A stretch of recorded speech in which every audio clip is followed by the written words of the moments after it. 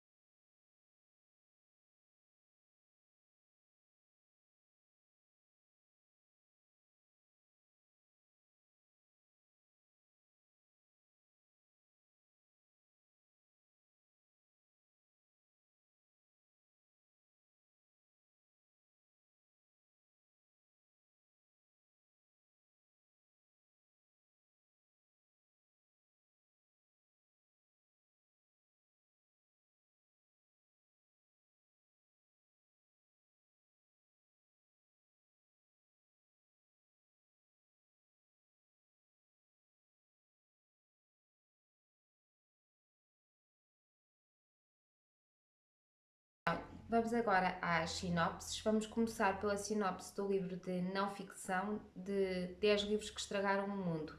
Antes de mais, só para relembrar que todas as sinopses eu leio ou dos livros se estiverem em formato físico ou então se estiverem em formato digital, recorro sempre ao Goodreads e à informação que ele próprio dá. Então, 10 livros que estragaram o mundo e outros 5 que não ajudaram em nada.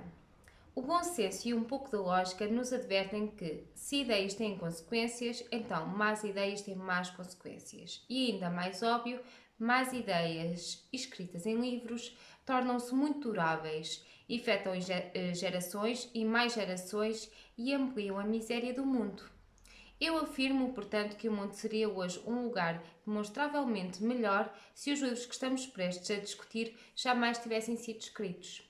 E estamos a falar, vou dar-se só aqui uns 3 exemplos de que livros é que o autor, Benjamin Wicker, está a falar. Estamos a falar de, por exemplo, O Príncipe de Nicolau Maquiavel, O Manifesto do Partido Comunista de Karl Marx e Friedrich Engels, ou então outro para ser diferente, um que toda a gente infelizmente conhece pelos piores motivos, Minha Luta de Adolf Hitler. E estes são Pelo que eu estou a ver, que tem aqui a descrição de todos os livros que o autor discute, são livros que marcaram em várias áreas, desde ciências até política, até a parte social. Por isso vai ser um livro extremamente interessante de ler. Vamos então agora ao livro de Mossad, Os Carrascos do Quidon, de Eric Frattini, que faz parte então do projeto de Leituras Sem Perguntas. Desde a criação da Mossad em março de 1951, que os seus agentes se dedicam a procurar os inimigos do Estado de Israel nos locais mais recônditos do planeta. A primeira operação, politicamente autorizada por um chefe de governo à unidade de Noqmi, que eram os Vingadores, aconteceria em maio de 1960, quando David Ben-Gurion permitiu a Yasser Arel o rapto e posterior mudança para Israel de Adolf Eichmann, um dos maiores responsáveis da solução final nazi, que vivia sob outra identidade na cidade de Buenos Aires. Eichmann seria condenado à forca em 1962. O êxito desta operação levou à criação do temível Quidon, baioneta, a subunidade de assassinos da Metzda, o Departamento de Operações Especiais da Mossad. Quidon e os seus membros, também tratados por Quidon, tornaram-se a ponta de lança das novas vinganças que Israel levaria a cabo contra os seus inimigos. Este livro identifica todos os agentes do Quidon que, em nome de Israel e com a autorização expressa do primeiro-ministro, executaram entre 1960 e 2010 criminosos de guerra nazis, terroristas palestinianos e alemães, cientistas dedicados à energia atómica no Iraque e no Irão, líderes da OLP e do Hamas, engenheiros especialistas em armamento, traficante de armas e, inclusivamente, um magnate da imprensa. Os Quidons da Mossad liquidaram os que manifestaram ser um perigo real ou potencial para o Estado de Israel. Por acaso é um assunto que me interessa muito, a questão israelita, e toda esta parte da Mossad é um tema que sempre me intrigou. E então, depois de ler isto tudo, ainda mais intrigada fiquei para saber tudo o que constitui a Mossad. Vamos então agora aos calhamaços sem perguntas, ao primeiro livro de saga Kate Marshall, Mistério em Nine Elms. Kate Marshall era uma jovem promissora detetive da polícia londrina quando apanhou o famoso assassino em série que operava na região de Nine Elms. Mas a sua maior vitória transformou-se de súbito num pesadelo devido a uma série de circunstâncias inesperadas. Traumatizada, traída e publicamente vilipendiada, Kate pouco pôde fazer enquanto via a sua carreira ser julgada na praça pública. Mais de 15 anos passados desde estes acontecimentos, embora o seu tempo na polícia esteja ainda bem presente, vive agora uma vida tranquila numa cidade pacífica da costa inglesa. Um dia, porém, Kate recebe uma carta de alguém que faz parte do seu passado e é novamente lançada para a mente distorcida de um assassino que conhece demasiado bem, vendo-se envolvida nos meandros de um caso que só ela poderá resolver. Com um talento invulgar para entrar na mente criminosa, Kate recorre às suas prodigiosas e há muito descuradas competências de investigadora para enfrentar um caso cujo sucesso promete redenção. Mas há demasiado em jogo. Não é só Kate que quer apanhar o assassino, ele também a quer encontrar. Um thriller brilhante, misterioso e inteligente. Veremos se é isto tudo. Então, e agora vamos para a história de um caracol que descobriu a importância da lentidão, que é o livro solto de ficção estrangeira. Os caracóis que vivem no prado chamado País do Dente de Leão, sob a frondosa planta do calicanto, estão habituados a um estilo de vida pachorrento e silencioso, escondidos do olhar ávido dos outros animais, e chamaram uns aos outros simplesmente caracol. Um deles, no entanto, acha injusto não ter um nome e fica especialmente interessado em conhecer os motivos da lentidão. Por isso, e apesar da reprovação dos outros caracóis, embarca numa viagem que o vai levar ao encontro de uma coruja melancólica e de uma tartaruga sábia, que o guiam na compreensão do valor da memória e da verdadeira natureza da coragem, e o ajudam a orientar os seus companheiros numa aventura ousada rumo à liberdade.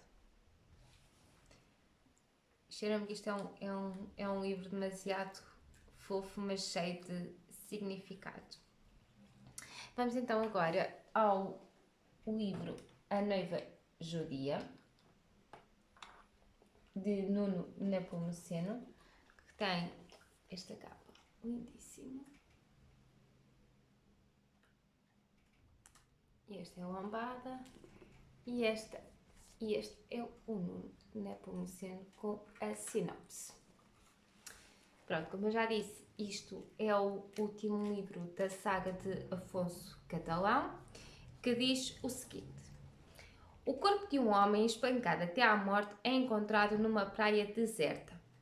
O cadáver pertence a um escritor presente na cidade para assistir à antestreia da adaptação cinematográfica do seu livro mais famoso. Na mesma noite, um jovem confessa o homicídio, mas é nesse momento que uma questão se coloca. Por que motivo as provas recolhidas apontam para que esteja inocente? O mistério adensa-se quando a noiva da vítima, uma colecionadora de arte com os seus próprios planos, decide vir a público. Ela tem algo a dizer, mas poderá estar implicada? Depois do sucesso de O Cardeal, Nuno Nepomuceno regressa e apresenta finalmente um muito aguardado desfecho da série Afonso Catalão. Entre Cambridge, Amsterdão e Veneza, inspirado pela morte do cineasta italiano Pier Paolo Pasolini, construído segundo os 5 elementos de um filme. A Noiva Judia é um thriller psicológico inteligente, sedutor e ousado, de leitura voraz, que só conseguirá pousar quando chegar à última página. Mais uma vez, veremos se isto é tudo verdade ou não. Se é tudo verdade, se é uma leitura voraz que só vou conseguir pousar quando chegar à última página. Veremos. Pronto. Posto isto, pronto, depois vão ser então os próximos 5 contos, está aqui, dos meus irmãos Grimm. E com isto fechamos as minhas próximas leituras. Digam-me quais é que são as vossas, deixem nos comentários e digam-me já agora como é que também foi as vossas leituras em setembro, ok? Beijinhos e boas leituras. Tchau!